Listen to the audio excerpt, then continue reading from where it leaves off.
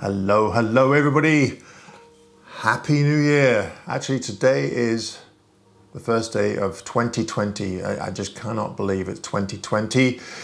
It's a beautiful day out there, and actually my partner and I did actually go for a hike, and we found some new spots that might be interesting for photography, so stay tuned for that.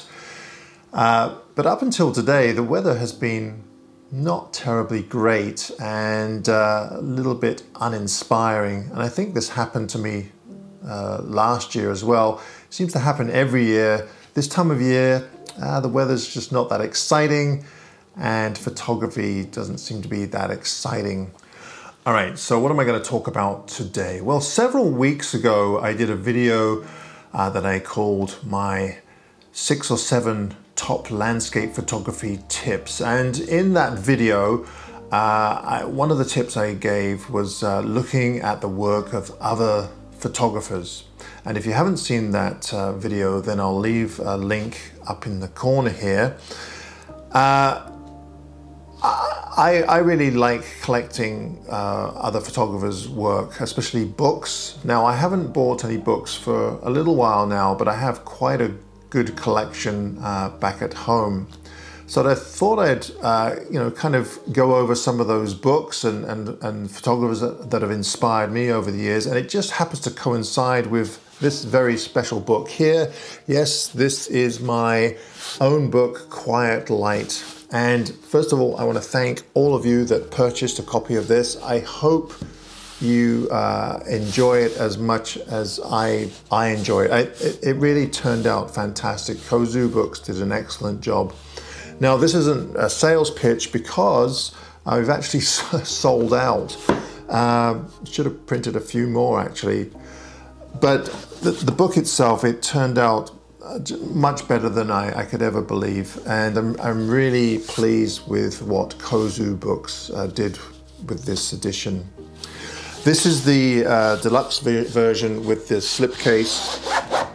Now, as far as book designs go, I pretty much let Greg at Kozu do all of the design, but he was really good. He kept coming back to me and saying, well, how does this look? How does this look? And actually, there wasn't a lot that I wanted changed. I thought he did an excellent job in choosing the images for this book. Now, of course, when you're putting a book together, you want some kind of cohesiveness to go in it. And because this is a book about my photography over the last 20 odd years, it's quite a hodgepodge of subject matter and places. But I think Greg did a great job in kind of keeping those images cohesive. Now, of course, there are times when you kind of look at the images that someone else has picked and you think, well, maybe they weren't the images that I would have picked, but I could actually see why he chose the images that he did. So there weren't that many changes. I made a few changes with some of the images, but overall, I let someone else do the actual design. And when it came to figuring out what colors we wanted for the book cover and the slipcase and the insert pages, then I had quite a bit of input. Basically, Kozu picked the materials and I just kind of went with the colors that I thought would work really well. For those of you that didn't pick up a copy and you were hoping to find a copy, I know that Kozu does have several books left over. They usually keep a few for just in case someone doesn't get theirs in the post or it gets wrecked or whatever. So I think they have 10 or 13 books left. And also they have a number of seconds that they'll also put on sale from their website. So if you are interested, give him a few days. I'll leave a link down below to Kozu Books, but just give him a few days to sort the prices out and everything. And if you'd like to pick up a copy, you can do so, but you might have to be quite quick about it because I think they're going to sell out pretty quick. All right, now, over the years, I've collected quite an assortment of photography books, and I think I have probably close to 150, 200 books from various photographers throughout the ages. And Now, when I first started, I used to buy a lot of books, not so much anymore because I look at a lot of images online. But for inspiration, I would buy books from photographers that I really admired. Now then, unfortunately, most of those books that I've purchased over the years are on the mainland, and I'm actually on Vancouver Island right now. So I got my partner Karen to bring some of those books over. So this is by no means a list of all the books that I have, but I just wanted to kind of highlight some of my favorites. And actually, I need to thank Julian Baird. I don't know if any of you follow him on YouTube, but he has a section on his channel where he reviews various photography books, and I really like that. And I think books are a great way to get inspiration. So the first book on my list here is actually a recent edition, and I have two of these, so there might be an opportunity at some point where I'll give one away. But this is the annual International Landscape Photographer of the Year book. And it's an excellent reference because it isn't just covering one photographer. It covers, all the winners of the contest. And the Wildlife Photographer of the Year, they also do a similar annual, and I think there's a couple of other contests that do the same type of thing. And they're great volumes to purchase because, like I said, you're just looking at all the best of the best from all the competition winners. So it's excellent inspiration. This particular book is quite thick. The reason why it's so thick is because these are actually original inkjet prints that have been bound into a book. You can get volumes of this from the International Landscape Photographer of the Year from their website, but unfortunately they're quite expensive, and of course they're coming from Australia. So you might be able to find some used ones from past years. I'm not sure if you look online, but if you have an opportunity to grab a copy of this one or past years, there's some great inspiration in here. The next book on my list is actually from a photographer that I'd never heard of before up until a few months ago, and that's Peter Dombrovskis. Now he's an Australian photographer, and this volume was given to me by a couple of fellows from Australia that were visiting British Columbia, and I took them out for a day, and they were kind enough to give me this volume. Now unfortunately this photographer is no longer with us, but I'm really glad that they kind of drew my attention to this guy, because he has some just amazing photographs of Australia. Now you have to realize that a lot of these photographs are taken with film, they're not digital. So the quality, and the printing isn't quite as good as what you might get nowadays, but the quality of the compositions and the colors I just find fantastic. So if you get a chance, this one is actually called Journeys into the Wild, and it concentrates primarily on Tasmania. Now this next photographer is one that is probably one of my favorite photographers ever, and that is Charlie Kramer, or Charles Kramer. I've been a huge fan of Charlie's for many, many years, and I just think he's an absolutely fantastic photographer. His compositions are really well thought out, and his printing is exquisite. Now unfortunately, Charlie's only ever published one book that I know of. I know he's been in several books, but he only has one book of his actual work. And the quality of this book it's okay, but I don't think it does justice to his photography. This particular book is called Yosemite, and it includes many of my favorites from Charlie's library of work. I just love the detail in his work and his compositions, like I said before. So if you get a chance to pick up a copy of this, I think I had a pretty small print run, but I know that if you go online, you can certainly find used copies of this volume. John Sexton is another photographer that I've really admired for quite a long time. John is all black and white, and at one point he was an assistant to Ansel Adams. So he prints very much in the same style as Ansel, and he still prints in the darkroom. But his work is just exquisite. If I could get my black and white images to look anything like John's, I would just be over the moon. His photographs just have so much luminosity to them, and they just jump out from pages of these books. Now, John has several books out.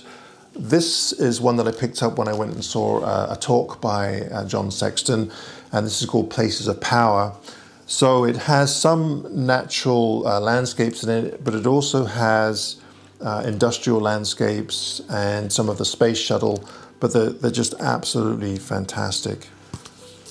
This is a little bit of a departure from my traditional landscape photography. This is Phil Borges, and I just love Phil Borges's environmental portraits of people in various countries. This particular book is called Enduring Spirit, and the reason why I have this book is this was actually a gift to my partner Karen, because it had the photograph on here that I bought for her 50th birthday. So I bought an original print from Phil, and it happened to be this photograph here. And actually, even though I bought it for Karen, I have it hanging in my office back at home. Yeah, I mean, I don't know, I'm not a portrait photographer myself, but I really do love his toned portraits of native cultures around the world. It's just absolutely brilliant. Another book that is an oldie but a goodie, and that's this one here called Nature's Chaos by Elliot Porter. Now, Elliot Porter has long gone. Many of these photographs in here were taken back in the 70s, I believe, mid-70s, early 70s, but his compositions are just absolutely fantastic, and his attention to detail with his 4x5 camera are just second to none. I really love stuff like this, and over the years I've tried to incorporate this type of photography into my own. Now, when I was shooting 4x5, obviously a lot of photographers that shot 4x5 were a big inspiration to me. My style has somewhat changed over the years, but I still really do admire a lot of these older photographers and their work with the 4x5. My next book is one by a photographer named Christopher Burkett, and this is called Intimations of Paradise. What I really love about this book more than anything is the printing in it. The printing is just exquisite. The colors, the vibrancy, the sharpness of the photographs is just second to none.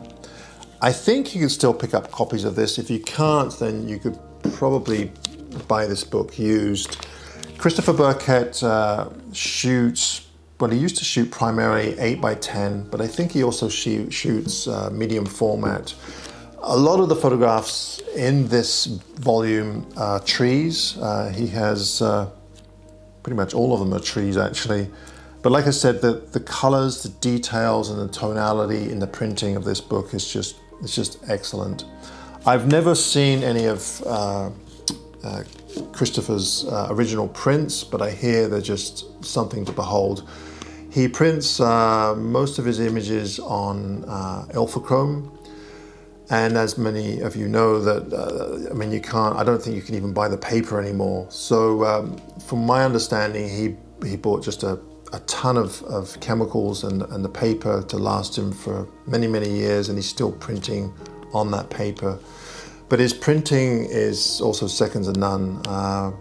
He uses masks, and to actually use masks while you're printing alpha-chrome is extremely difficult. So hats off to Christopher for such attention to detail, because I hear his prints are just magnificent. Another photographer that I really admire is Joseph Holmes. Now, I'm not sure if he printed more than 2 books. I only know of 2. This volume here is, I can't remember the name of it, it's called Natural Light. And I bought this used several years ago now from Abe's Books. The quality of the printing and his attention to color are just incredible. Now, I think a lot of these images were shot on 4x5 film. But again, a photographer with, I don't know, his attention to detail is really something else to see. So if you get a chance to pick up a copy of this, I highly recommend it. I think this came in a slip cover, but that's long gone. But it's still in pretty good shape. And of course, as long as the photographs aren't damaged or the text, I mean, it's just absolutely beautiful. Well worth picking up for sure. Another photographer that I know is still active, and he's published a number of books, especially from the desert Southwest and Mexico and so on, is Jack Kinga. Again, his large format photography was just exquisite. The colors, his compositions, just unbelievable. And I followed him for a very long time. I haven't seen his recent stuff. Last time I looked at his website, I think he was into bird photography, but I could be wrong. But again, his work used to be in a lot of calendars, Sierra Club, you know, things like that. But he has a number of different books. I have two of them here. This one's called Arizona, and the other book is Desert. And this is that's mostly the Mojave and Death Valley. So if you like shooting in that area of the States, then this is a great volume to pick up. Gives some good ideas for those areas. Okay, I just have a couple more here that I'll go over really quickly. A Canadian photographer, I followed this fellow back in the 90s. I haven't seen much of his work lately, but that's Graham Osborne. And Graham was shooting large format about the same time that I was shooting large format, and every now and then I'd bump into him at the lab that I was using. He's published several books, but this was one of my favorites. This was Rainforest, and it has a lot of images from Vancouver Island, Mount Rainier, the Olympic National Park. He also did one on wildflowers, which was very good, and I believe he did a book on Hawaii as well. But his photography is really, really great. His large format work for rainforest images is just exquisite. So if you get a chance to pick up a copy of this, it's called Rainforest. The text is by Wade Davis. It's well worth picking up. Right, my next photographer is William Neill. Now, William Neill has been around for quite a few years, and he has published several books over the years. This is just one that I have. This is called Traces of Time, and some of the other books that I have another one called Landscapes of the Spirit, and also By Nature's Design. There is one book that I would like to get, and that's called Yosemite, The Promise of Wildness. But I haven't picked up a copy of that yet. And there's also another one called Impressions of Light, which I think would be a fantastic book to get a hold of. But of course, you know, books can get quite expensive, and you have to kind of collect them slowly. Another photographer that I've followed for quite a few years now is John Fielder. Now, John is from Colorado, and he has quite a number of books out. I think he actually published his own books, so he has dozens of books, guidebooks and large format books like this. They all center around Colorado, but Colorado is a beautiful state, and his photography I really enjoy. It's mostly large format, or this book is anyway. I'm not sure what he's shooting now, but again, his attention to detail is really great. And his mountain photography is just exquisite. So well worth picking up a copy of one of his books. All right, and my last photographer is Michael Orton. Michael lives on Vancouver Island. Now, many of you may recognize his name from the Orton effect. And that term was coined after some of Michael's work. Actually, on the back of this book here, you can see where he's used the Orton effect. And what Michael used to do was would take a couple of slides and then combine them together. So he'd take one image that was blurry, and then he'd take another image that was sharp, and then take them out of their slide mounts and put them together, and then you'd have what was called your Orton effect. And I quite like this little volume. I think Michael only put one book together, but it's neat because it's Vancouver Island, and many of these photographs I'm quite familiar with the areas, so it's an interesting book. I'm not sure if you can still pick this up. You might be able to find it online used, but yeah, it's a nice little book, and it was published by a local publisher, Orca Books. All right, everybody, that's it for this week's video. As I said in the very beginning, if you're looking for inspiration, then books are a great way to find inspiration, especially this time of year when it's a little bit gloomy outside. I must admit, I much rather look at a good image printed well in a book than looking at a photograph online. I just love that tactile feel of a book. If you have any suggestions of photographers that you would like for me to look at, or if you want to make suggestions for the other viewers, please do so down below. Leave a comment. As always, if you enjoyed the video, please be sure to give me a thumbs up. And like I say in most of my videos, if you enjoy the content, be sure to hit that subscribe button.